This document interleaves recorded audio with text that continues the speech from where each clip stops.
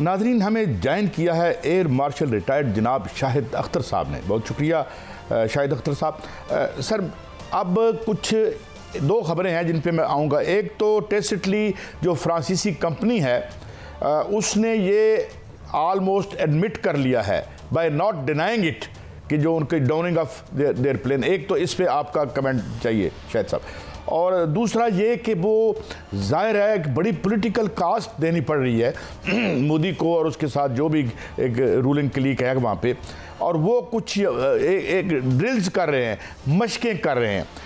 How serious we should take them, और ये जो उनका टेसिटली मान लेना है इसकी क्या सिग्निफिकेंस है जनाब शाहिद अख्तर साहब? देखें, जो फ्रेंच कंपनी है उसके लिए एक बहुत ही ऑकवर्ड इस वक्त मोमेंट है। क्यों ऑकवर्ड है? अगर वो ये एडमिट करते हैं, जो कि उनको मालूम है कि उनके 3 जहाज़ गिर चुके हुए हैं, तो इंडिया को नाराज़ करेंगे, क्योंकि इंडिया का जो पॉलिटिकल नैरेटिव है उसके अगेंस्ट जाएंगे। और अगर वो ये करेंगे तो उनकी जो नेक्स्ट डील है आई डोंट नो 9 या 10 बिलियन डॉलर की, वो ख़तरे में पड़ती है। अगर वो ये नहीं करते हैं तो इंडिया से आवाज़ें उठने शुरू होंगी, क्योंकि वहाँ तो हकीकत वाज़े हो चुकी है कि जहाज़ गिरा है। अपोजिशन और सारे लोग कहेंगे कि जनाब हम क्यों ये वाला जहाज़ लें जो कि शूट हो जाता है, which has not proven it's worth in combat. तो वो कंपनी जो है वो इस वक्त काफ़ी ज़्यादा एक मसले में पड़ी हुई है, बट सूनर और लेटर उनको ये सारी चीज़ें एडमिट करनी पड़ेंगी। देखें, जब बालाकोट में इंडिया ने क्लेम किया था कि अभी नाना ने एक पाकिस्तानी F-16 शूट किया, तो अल्टीमेटली वो जो F-16 की कंपनी है उसने डिनाई किया था, क्योंकि उनके पास रिकॉर्ड होता है। तो उससे इंडिया का वो दावा जो था इट फेल फ्लैट। तो इसी तरह इस कंपनी को वो is keeping record of all the Rafale जो कि फ्लाई कर रहे हैं दुनिया में, क्योंकि उनकी उस लिहाज से उनको मेंटेनेंस साइकिल मेंटेन करना होता है, और वो ये चीज़ें ब्लैक एंड वाइट होती हैं। सो ये चीज़ें सामने आएंगी। अभी तो मैं एक देख रहा था कि पूरी डिटेल सामने आ गई है कि कौन कौन सा पायलट है, कहाँ पे उसने इजेक्ट किया, किस हॉस्पिटल में गया, उसकी कंडीशन क्या है, तो और मतलब उसके इवन पार्क नंबर तक सामने आ गए हैं। तो चीज़ें तो सारी एविडेंट हो गई हैं। Now coming back to your other part of the question कि इंडिया में अगर आपने नोट किया हो तो इंडिया के एक बड़े मायनाज तज्जिया निगार हैं, इज़ अ थिंक टैंक को भी हेड करते हैं, उनकी न्यूक्लियर डॉक्ट्रिन पे भी उन्होंने बहुत लिखा है। अजय सानी साहब, he is a very well reputed, बड़े वेल रेड आदमी हैं। उनका अगर आपने वायर में इंटरव्यू देखा हो तो उन्होंने कहा कि जी ऐसा मुल्क जिसका वज़ीर आज़म मोदी की तरफ इशारा करके बार बार जंग की बात करता हो, तो इस मुल्क में तो कोई इन्वेस्टमेंट नहीं आएगी, और इन्वेस्टर वेरी सून वो they will start to leave India. उन्होंने कहा कि हम अब फंस चुके हुए हैं इस दलदल के अंदर, जिससे निकलना हमारे लिए बहुत ही मुश्किल हो गया है। और मैं एक और उनके बड़े इसी तरह एंकर हैं, उनका इंटरव्यू देख रहा था, तो उन्होंने कहा कि ये जो पूरी बेल्ट है हिमालय से स्टार्ट करके ऑल द वे डाउन तक, उन्होंने कहा ये डफर बेल्ट है इंडिया की।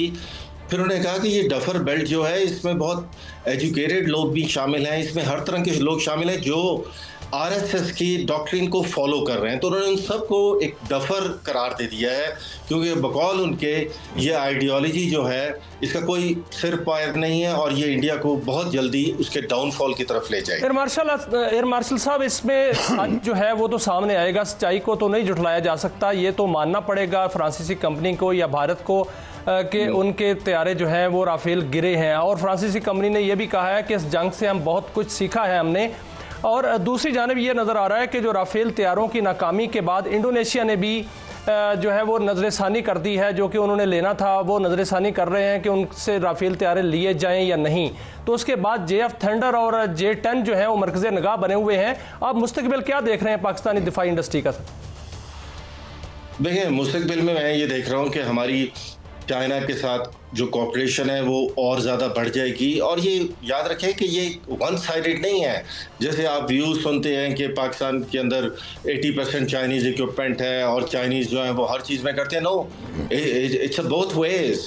हम भी उनकी बहुत एरियाज़ हैं जिसमें उनकी टेक्नोलॉजी एनहांसमेंट के लिए हमने भी उनकी मदद की हुई है। हमारे भी इंजीनियर साइंटिस्ट वहाँ बैठ के जॉइंट डेवलपमेंट प्रोग्राम्स करते हैं, और वो इस चीज़ की बड़ी कदर करते हैं, क्योंकि हमारे पास बहुत ज़्यादा अच्छा एक्सपीरियंस था of dealing with a very high tech technology. जब चाइना इन चीज़ों का स्टार्ट ले रहा था।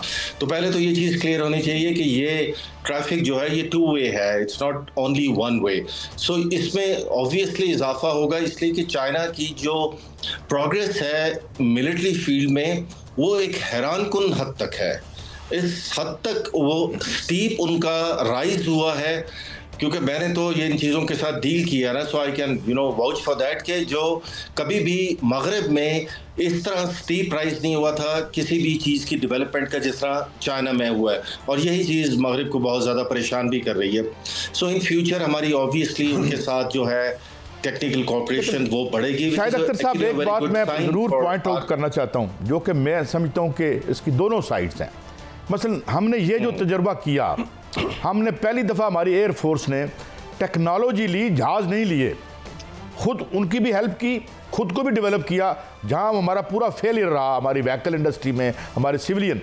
तो आई थिंक कि जहां हमने ये जो टेक्नोलॉजी की हमारी तरफ से एनहेंसमेंट और जो हमने ली, I think that was the focal and basically the point जहां पे हम इस सक्सेस को पा सके। शाहिद अख्तर साहब जी, मैं आपको एक और चीज़ बताऊं कि अक्सर लोग, चूंकि ये वाक़या भी लोगों के सामने हुआ है जिसमें उन्होंने देखा कि कितना अच्छा इंटीग्रेटेड सेटअप था और उसने कैसे ये हमने वॉर को में अप्लाई किया, लेकिन बहुत सारे कंट्रीज़ जिनके साथ हम पिछले 15-20 साल से कोऑपरेट कर रहे हैं, हम बहुत सारे कंट्रीज़ को ये इंटीग्रेशन मॉडल्स प्रोवाइड भी कर रहे हैं, specially to the Gulf countries. तो वो बहुत सारे जो कंट्रीज़ हैं वो जानते भी हैं पाकिस्तान जो है वो इंटीग्रेशन और सेल्फ रिलायंस में किस हद तक आगे जा चुका हुआ है। सो दैट इज़ वेयर हमारी पहले से ही इसमें एक एज थी। ये एकदम नहीं हुआ, कोई भी चीज़ जो है याद रखें कि इस मास लेवल पे जिसमें इतना कॉम्प्लेक्स फिनोमेना हो, वॉर फाइटिंग का, 120 जहाज एक दूसरे के सामने आमने सामने हो, वो उसमें चीज़ें जस्ट कोई एकदम नहीं हो जाती कि जी ये सब कुछ था। इसके पीछे डेकेड्स की मेहनत है। अल्हम्दुलिल्लाह एयरफोर्स जो है वो इन लाइन्स पे बहुत अरसे से काम कर रही थी, और जो करंट चीफ हैं वो तो खैर इसको एक इंतहा पे ले गए थे, इनके ज़माने में तो इसमें बहुत तेज़ी से प्रोग्रेस हुई, बट उससे पहले भी हमेशा इस चीज़ का एहसास रहा था कि हमने खुद ही अपने खुद इंहिसारी की वजह से ही हम आगे जाएंगे। अच्छा, क्योंकि जाहिर है इकोनॉमिकली हमारे पास वो तमत्तो कर सकें, आप ज़्यादा इस्तेफादा कर सकें। अब मिलिट्री पॉलिटिकल ज़ाहिर है दोनों हम अलग नहीं कर सकते। हमारे दहलीज पार की इजराइल के ड्रोन्स ने, और रिसेंटली जो हमारा दौरा हुआ प्राइम मिनिस्टर साहब का भी और आर्मी चीफ साहब का भी कि ईरान का, अब तो हम एक ऐसे इत्तेहाद में बन चुके हैं और हम ये देख चुके हैं कि वो बहरहाल हमारे ऊपर जारियत इजराइल ने भी की है। In case of any adventure जो कि एनविसिज कर रहा है अपनी पर्सनल सर्वाइवल के लिए, ये भी बड़ा मसला है। सर्वाइवल नेतन्याहू की भी जंग में है और इसकी भी, वरना दोनों का डाउनफॉल हो जाए।